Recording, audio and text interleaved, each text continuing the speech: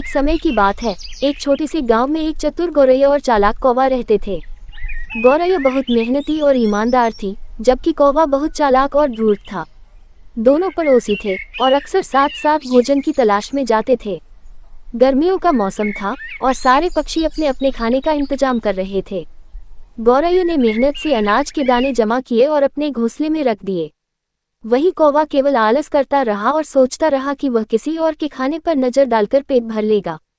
एक दिन कौवा गौरैया के घोंसले के पास आया और देखा कि घोंसला अनाज से भरा हुआ है। उसकी आंखों में लालच झलकने लगा। उसने गौरैया से कहा, तुम्हारा घोंसला तो बहुत सुंदर और आरामदायक है, क्या मैं इसमें कुछ देर बैठ सकता हूँ? गौरैया समझ गई कि कौवा के मन में कुछ चाल है, लेकिन उसने सोचा कि देखती हूँ कौवा क्या करता है। उसने कहा, ठीक है, तुम थोड़ी देर यहाँ बैठ सकते हो, लेकिन याद रखना, यह मेरा घोंसला है और अनाज भी मेरा है।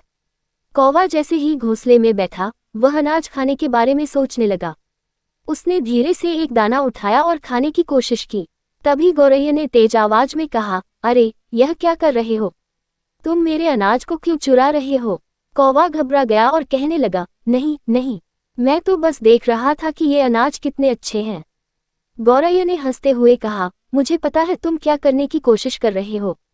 मेहनत से कमाया हुआ अनाज ही असली होता है, चोरी से कभी सच्ची खुशी नहीं मिलती।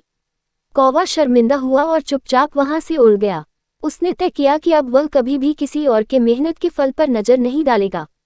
उस दिन से कौवा भी मेहनत करने लगा और गौरैया के साथ मिलकर अपना खाना जुटाने लगा।